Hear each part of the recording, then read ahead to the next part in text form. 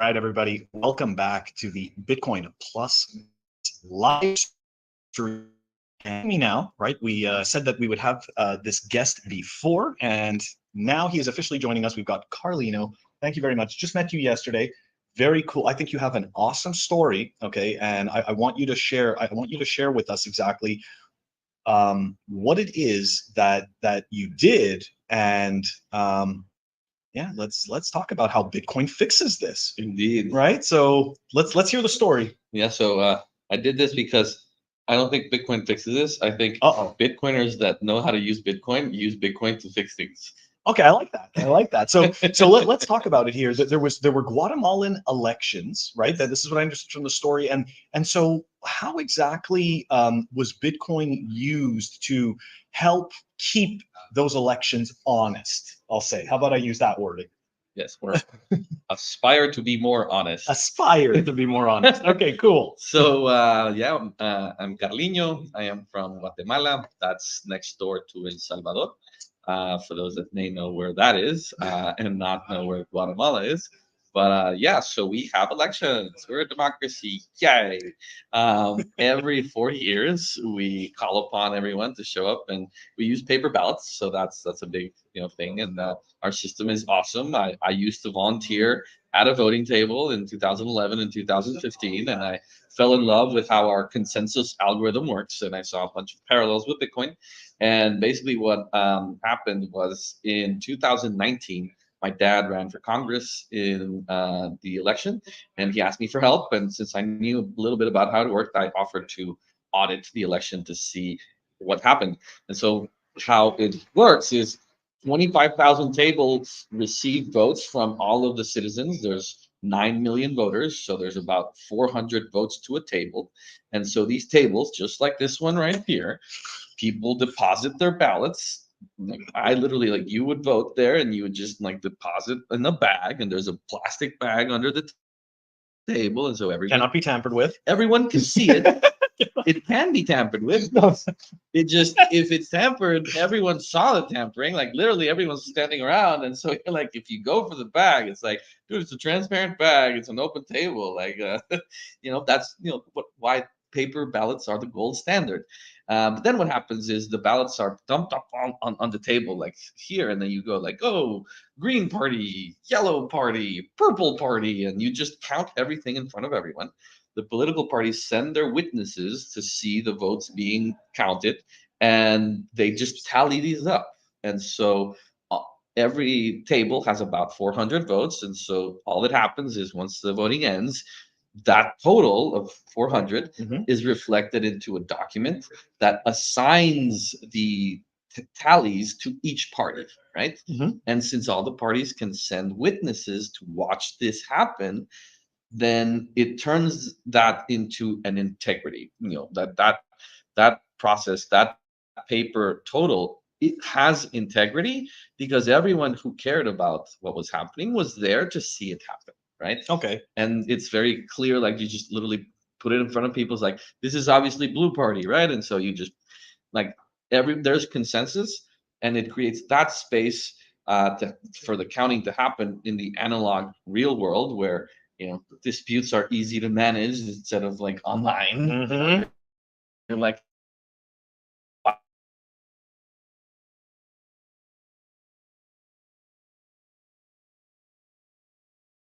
Sorry, guys, we lost.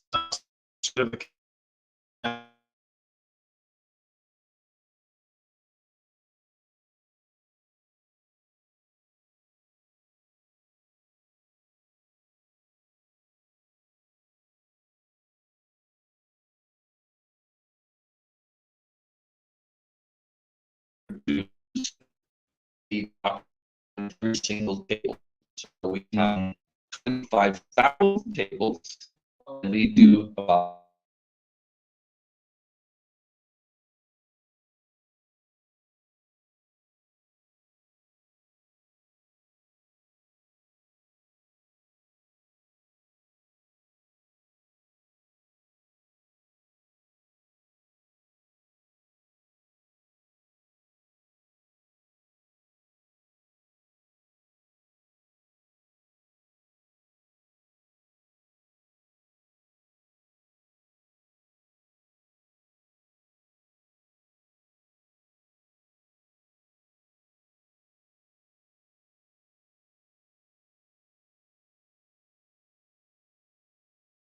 yeah, you should still be able to hear us. Cool. But yeah, So anyway, what happened in 2019 when I was helping my dad was I was logged into the computer looking at what happened because each table creates the paper document, yeah. but then those are scanned at the voting center over there, and that scanner is connected to a cloud that goes on to the internet.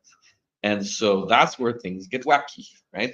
Where the analog turns into digital and then gets published to the internet, that's where anything goes. Ah, okay. It would be much easier to change documents that are JPEGs on a database than it is to attack 25,000, tables that are overseen by hundreds of thousands of people. Yes. 2019, that's what happened. And so I literally was plugged into the database and I saw it go from 0 files to 10,000 down to 5,000 to 50,000 to 20,000 to 80,000. You're like, that's not how a database works. Like, this behavior is not right. Yeah. A database goes from 0 to 100%. And if it starts jumping around, it's because someone's messing with the data. And I saw it happen in real time.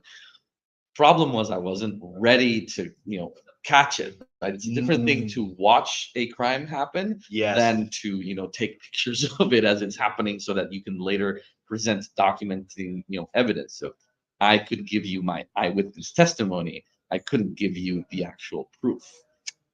Okay, And gotcha. so I saw election fraud happening in Guatemala in 2019, and I later tried to prove it, and I built a bunch of stuff in code with some friends. We released it as open source at the time, got thousands of people to volunteer and help us out, but we failed for many reasons. And so, I was very upset in 2019 about all this. But the cool thing about elections is you just lower your time preference, and they happen again, right? And so, and again and again. and again and again. And so my the main problem I had to solve for was, how do you keep documents from changing? Oh. When you send a document, like if you're expecting 100,000 documents to be published on a website, and you know that the easiest way to hack the election is to change those documents, for example, using AI to alter the data and create fake documents super fast so that people don't even notice. How do you prevent that? And in searching for solutions to that problem in 2019, a friend of mine told me about open timestamps.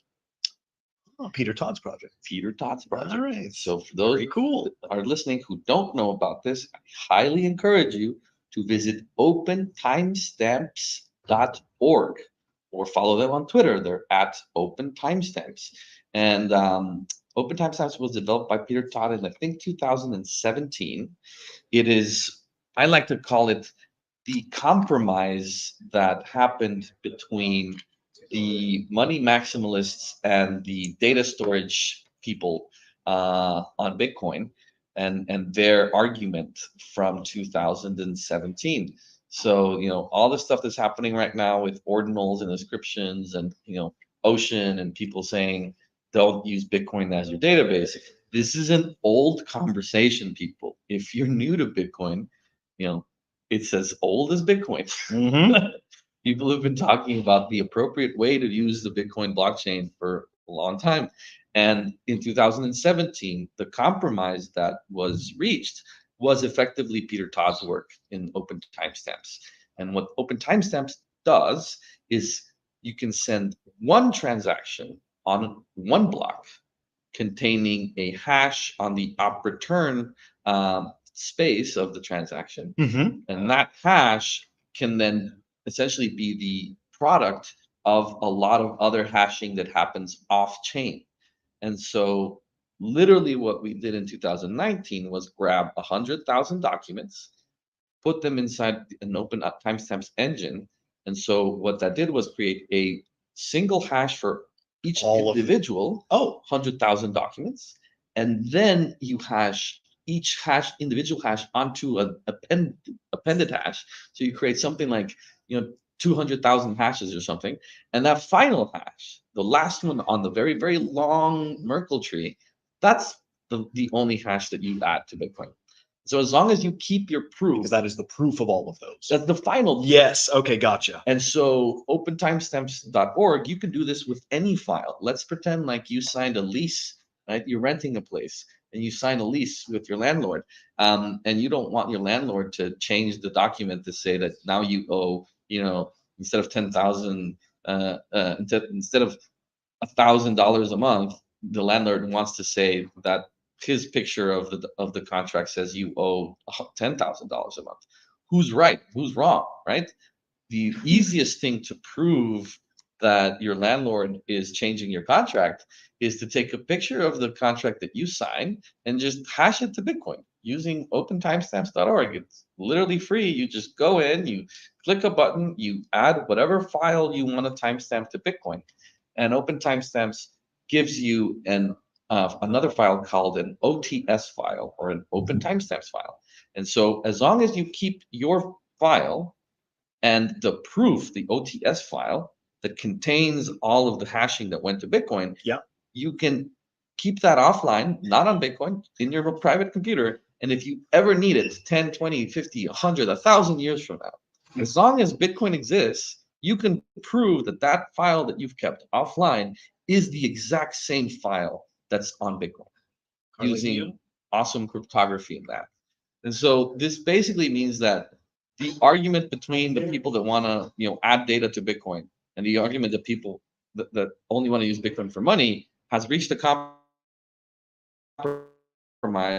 where the one thing that isn't controversial is open timestamps. Yeah. Like, no one hates open timestamps. Everyone loves open timestamps. No one's against open timestamps because it doesn't take basically any data off of it takes one transaction on a block. And so it's just one transaction can offer anyone the ability to prove that any amount of digital data hasn't changed. Mm-hmm. What you've done and what Open Timestamps has done is borrow Bitcoin's immutability properties to anyone that wants to timestamp information. And they don't need a token. They don't Right? need They a don't need token. that. There's no shitcoin. No There's no stupid peg.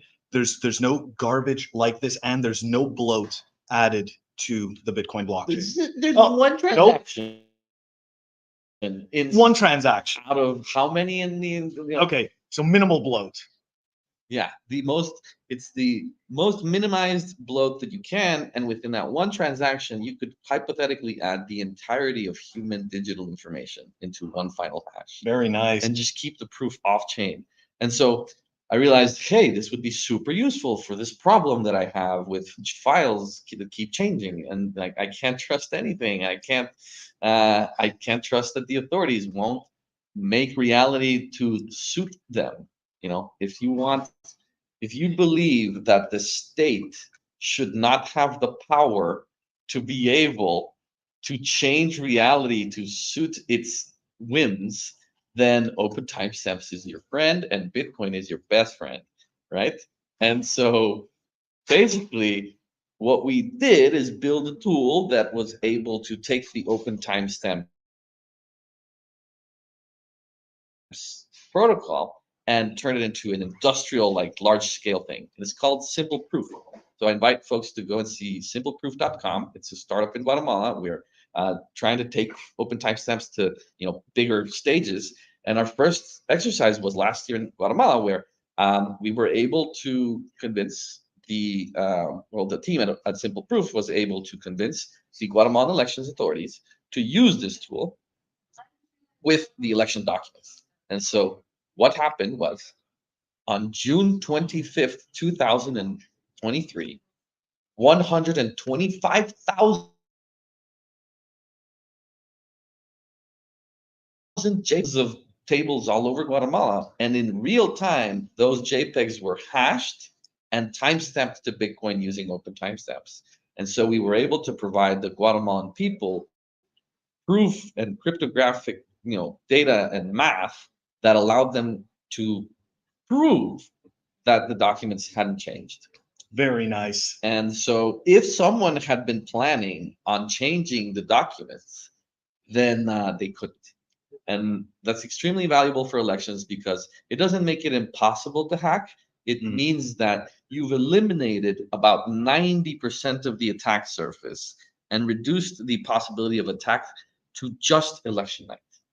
Very nice. So if I mean, that's pretty good, right? It reduces the surface area of attack. and so what for someone that wants to defend against an attack, either elections or whatever, if you reduce the ability of an attacker to attack you to only one specific moment in time, then all you need to do to defend yourself is defend that moment in time.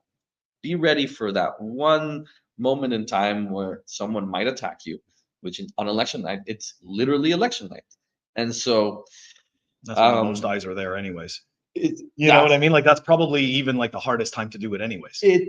So it ups the requirement of yes, the attacker yes, to a point where it's not worth it. you know, I think. in the case of Guatemala, it would have meant that whoever attacked the voting system, in order to pull it off, would have had to have enormous amounts of like quantum computers and like predictive abilities that just no one has. And so it doesn't make it impossible. It just makes it so hard that your average attacker won't be able to do it, right? Should we try to fix the? I don't want you to. No, it's fine. It's fine. It's just unfortunately we're having some connectivity issues right now. But I mean, in terms of the actual conversation, all of that is going through. Yeah, I do apologize. No worries. But so I was, criticized, of course, because there's the critics are always out there, and God bless them, because without them, where would we be? And so the main criticism against what I did was all you are doing is whitewashing the election fraud that happened. So they claim that the election fraud happened, and they're saying what we did just masked that fraud and gave the election authorities the ability to say, "Oh, look at how safe our system is because blockchain." And Mhm. so uh, my counter argument to them is, you're incorrect, because if someone managed to attack the system and create fake documents Yeah, and get them into the database, yeah. then the only thing that actually happened was that they committed a crime, and now there's proof of that crime Hmm. that the criminal cannot change. Yeah. And so all anyone would need to do to prove that the crime was committed was go out and talk to the people at the voting tables and get the paper. Yeah. And then you just have the proof. And so instead of arguing about elections and having an opinion about there being election fraud, Yeah. you now have proof. And I think proof is better than opinion. And so Definitely. and especially if it's proof on Bitcoin, because then it's not trust my database, trust simple proof. Don't trust me. Don't trust what we built. Trust the math and the Yeah. open source software. Run it yourself and do the work. It does require work, and some critics don't like working. But those that do can then do the math, and that's what we did, which is this book here. Very nice. This is the audit of the Guatemalan national elections. I'll put the mic so people can hear me turn the pages. There are 270 pages here where we analyzed the election system of Guatemala from 2015, 2019, and 2023. And it's all here. And so anyone Very that wants nice. to learn actually what happened, they just get a free download of this PDF and find out. And so this is the first time in history that a country has protected its voting system using Bitcoin.